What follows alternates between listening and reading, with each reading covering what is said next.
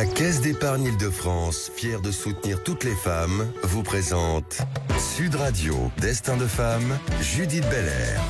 Bonjour Destin de femme sur Sud Radio, c'est tous les samedis à 13h30, vous le savez. C'est une émission qui est inspirée du livre de Valérie Pérez. Pour cette nouvelle édition, j'ai le plaisir de recevoir la maître d'art, attention Fanny Boucher, à la tête de Héliog, ça c'est votre entreprise Fanny, et puis vous êtes aussi lauréate du prestigieux prix Bettencourt pour l'intelligence de la main, on va découvrir pourquoi.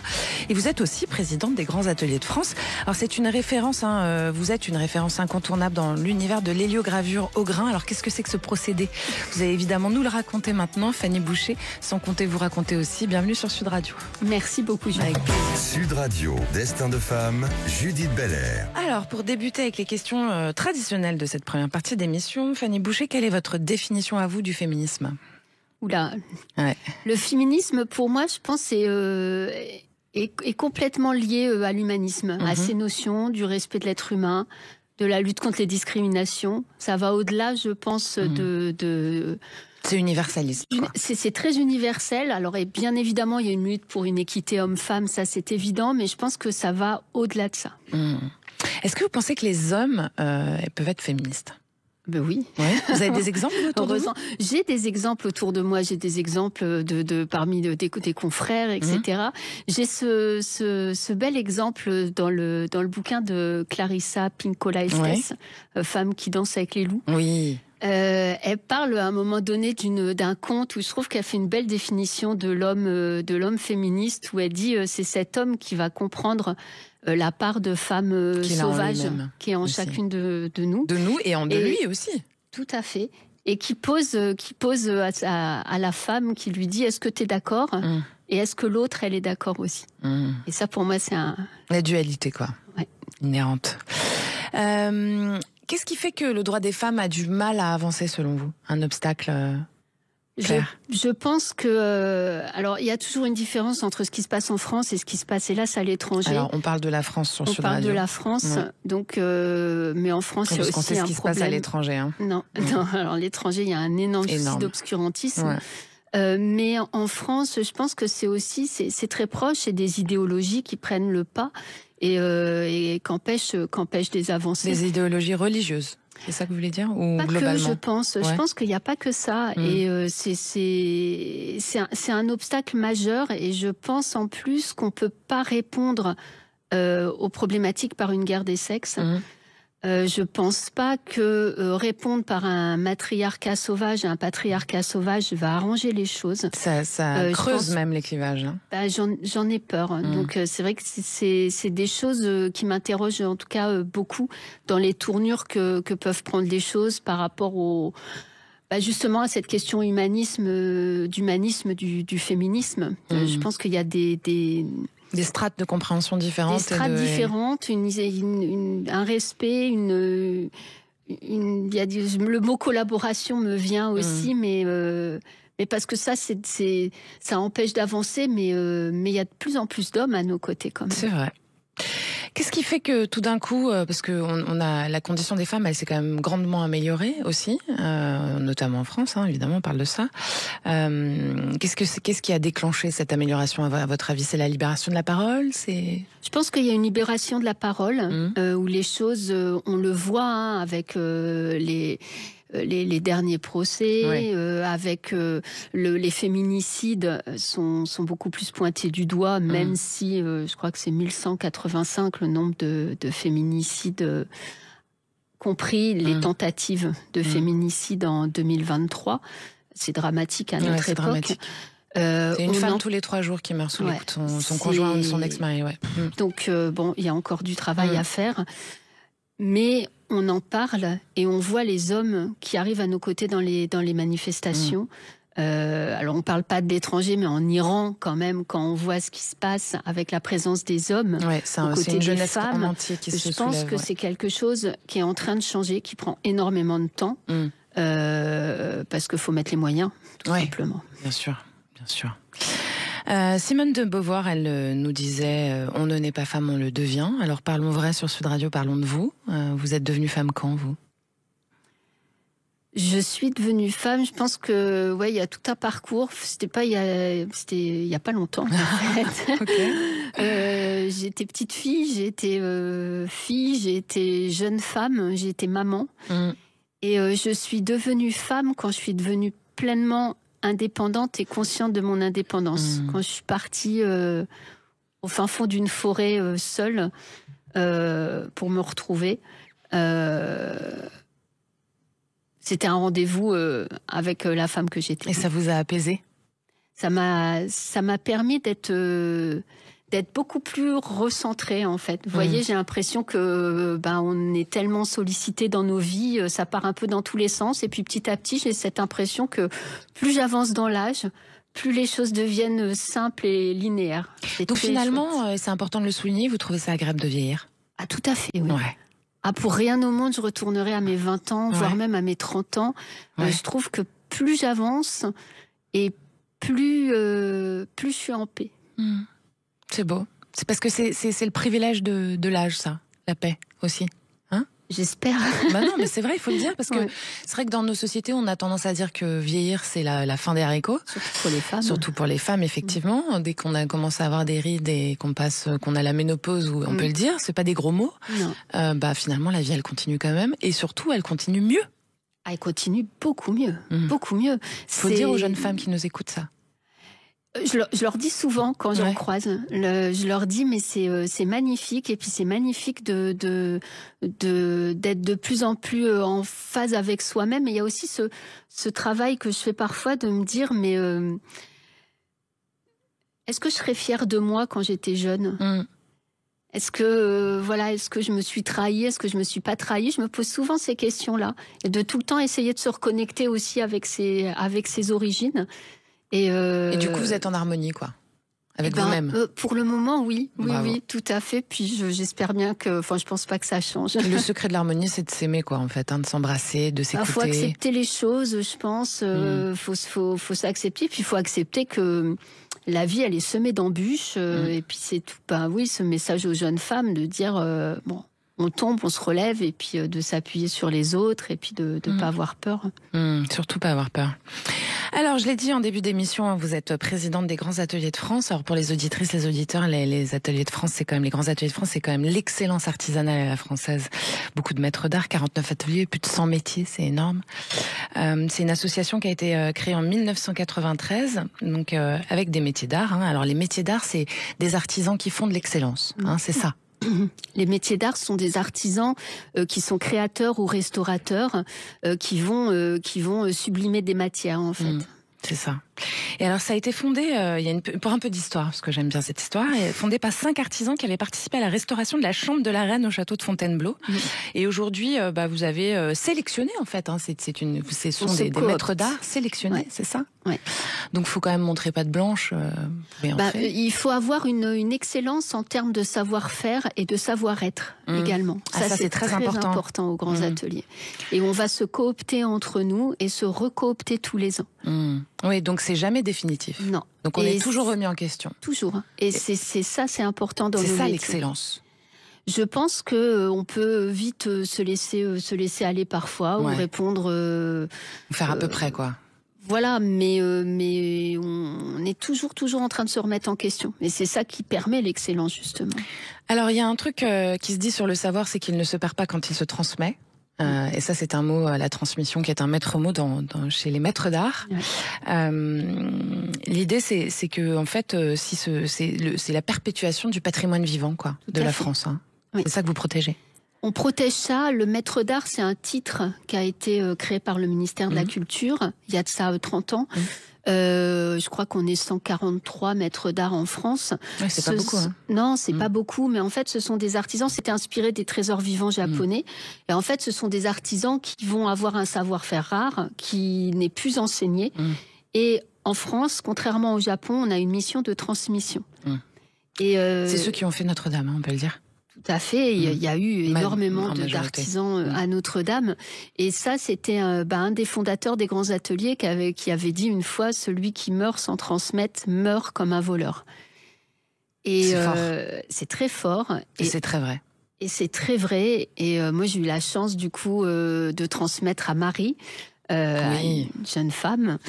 Qui a monté son propre atelier depuis. Qui a monté son atelier, l'atelier Marie Levoyer, voilà. au Jade, qui est merveilleuse, qui transforme en fait tout ce que j'ai pu lui enseigner, qui se le réapproprie, et c'est ça qui est magnifique. On va y venir sur la technique juste après, parce que c'est assez dingue ce que vous faites. Vous avez dit des grands ateliers de France, ma famille de cœur, avec qui nous faisons des co-créations. C'est une étape primordiale dans votre vie en fait, d'être arrivé aux grands ateliers de France. C'est très important. Et dans votre création aussi. C'est très important parce qu'ils sont arrivés à un moment de vie qui n'était pas très facile pour moi. Donc il y a eu un énorme soutien. Et en fait, quand vous vous retrouvez toute jeune, j'étais jeune moi quand j'ai monté l'atelier, les grands ateliers. C'était en 2000 votre atelier à vous. 2000 moi, et 2008 j'ai été cooptée dans ce regroupement d'excellence. Je me suis retrouvée avec Lison Decaune par exemple, qui est maître d'art en marqueterie de paille, avec incroyable Lison Decaune ce qu'elle fait. Et on fait une collab en ce moment justement sur notre histoire, sur une écritoire. Et on reféminise les choses qui ont été masculinisées. En fait. C'est ça. C'est fou. Personne ne le sait. C'est féminin une écritoire. Et voilà, Lison a redonné ses lettres de noblesse à la paille, moi à l'hélio. Mais c'est voilà de me retrouver avec des personnes comme ça. Ils m'ont tiré vers le haut. J'ai découvert d'autres techniques. Ça m'a ouvert l'esprit. Ça a été très important dans mon parcours. C'est passionnant ce que vous racontez. Vous restez avec nous. Et puis vous aussi, chères auditrices, chers auditeurs, vous restez avec nous sur Sud Radio. C'est Destin de femme avec la maître d'art Fanny Boucher qui est à la tête de Héliog, présidente des grands ateliers de France. À tout de suite. La Caisse d'épargne Île-de-France, fière de soutenir toutes les femmes, vous présente Sud Radio, Destin de femme, Judith Belair. Destin de femme sur Sud Radio, c'est l'émission du féminisme autrement, c'est-à-dire ensemble, tout simplement, femmes et hommes pour le droit des femmes. Vous êtes en compagnie aujourd'hui de la maître d'art Fanny Boucher à la tête de Héliog, spécialiste de l'héliogravure et présidente des grands ateliers de France. Alors, Fanny, moi je le dis pour les auditeurs qui ne vous voient pas, vous avez les mains toutes noires. Parce que j'ai pas trop eu le temps de l'atelier, quoi. Après, je suis rarement manucurée. En même temps, votre métier, j'imagine que c'est pas si simple que ça. Non. Donc l'héliogravure, moi ce que j'en ai appris, je le dis en quelques mots, c'est que c'est un procédé qui nous vient directement du 19e siècle. Tout à fait. Voilà. Qui a été inventé par un monsieur qui s'appelle Karl Klitsch en 1875. Et donc c'est une forme d'impression en creux d'images et de textes. Donc c'est un procédé photomécanique, c'est ça, qui vous avoue été enseigné par votre mentor. Parce que vous aussi, on vous l'a transmis, ce procédé. On me l'a transmis. Il s'appelle Jean-Daniel Lemoine. Tout à fait. Jean-Daniel, qui était à la retraite lorsque je l'ai rencontré. Ingénieur, scientifique. Il me parlait logarithme, je ne comprenais rien. Et en fait, je l'ai rencontré à l'école Estienne. Moi, j'ai fait l'école Estienne. Ouais. Et à l'écoleEstienne, vous êtes spécialisée en fait. Je me suis spécialisée. C'est en l'écoutant que vous êtes spécialisée ? Oui, en fait, quand il est venu présenter ça, mais en mode 1 heure rapide, je me suis dit, c'est ça. Donc j'ai envoyé une longue lettre pour lui demander de me recevoir chez lui, parce qu'il n'avait pas d'atelier professionnel. Il a accepté, je suis restée 2 ans à venir chez lui. Et il m'a transmis tout ce qu'il avait appris à partir des manuels du 19e. Waouh. Alors ça fait rêver parce qu'on reste dans la tradition du maître à l'élève et de cette transmission qui est inhérente à tous les grands savoir-faire en fait. Tout à fait. Alors l'héliogravure, ça donne des images absolument sublimes.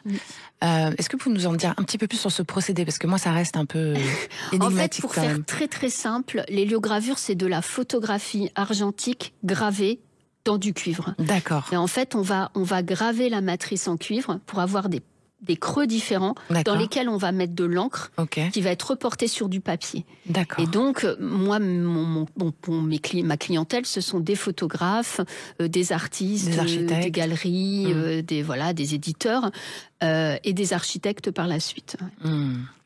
Et alors, vous avez fondé cet atelier, l'atelier Héliog, c'est un lieu où justement vous créez les rencontres aussi avec vous, entre artistes aussi, avec les designers. Le but, c'est de chercher l'excellence toujours, et puis aussi de l'innovation, parce qu'on n'est pas que dans la tradition. On n'est pas que dans la tradition, c'est quelque chose qui est très important dans nos métiers. On imagine les maîtres d'art un peu poussiéreux. Pas du tout. On est maître d'art si on transmet, mais si on innove également, si on est en perpétuelle recherche. Je suis pas là, je pense, pour recréer le passé, mais pour l'enrichir. Ça, c'est très important. Alors, par exemple, qu'est-ce que vous ajoutez d'aujourd'hui dans ce processus? Alors, moi, l'hélio, pour vous le faire bref, l'héliogravure, c'était que destiné à de la reproduction sur papier. D'accord. On reproduisait des images de très haute qualité sur des papiers chiffons, etc. Et moi, j'ai fait un pas de côté en disant, ces matrices, c'est pas rien le mot matrice, qu'on grave, une fois qu'on a fini de les imprimer, on les raye traditionnellement. Ah ouais. Parce qu'on veut pas qu'elles continuent à reproduire. Ça fait un peu mal au cœur.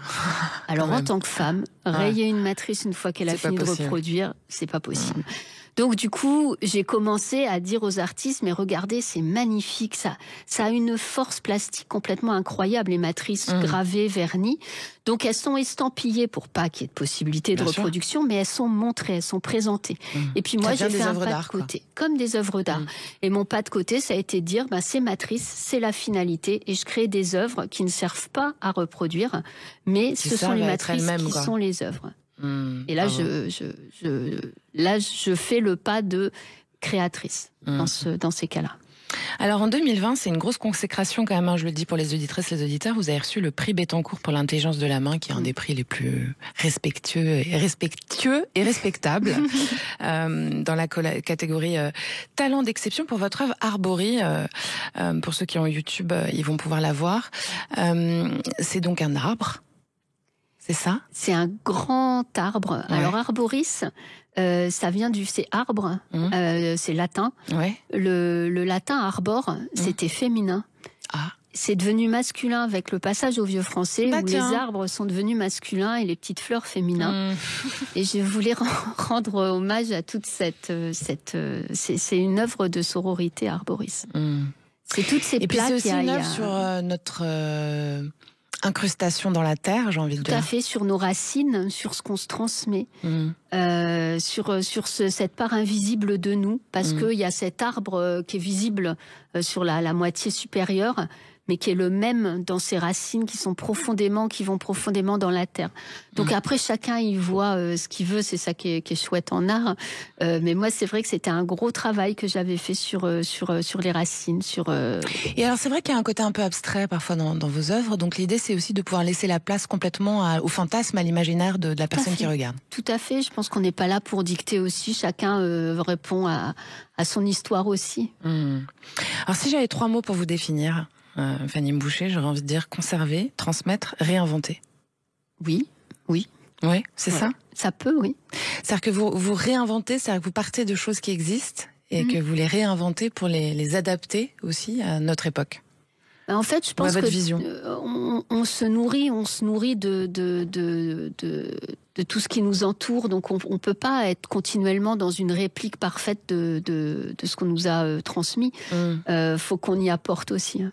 Et alors, sur la persévérance, c'est intéressant aussi parce que vous avez quand même mis 10 ans pour émerger avec l'héliogravure. C'est pas facile, c'est très très lent. Et ensuite, vous êtes parvenu à faire reconnaître ce procédé comme patrimoine immatériel.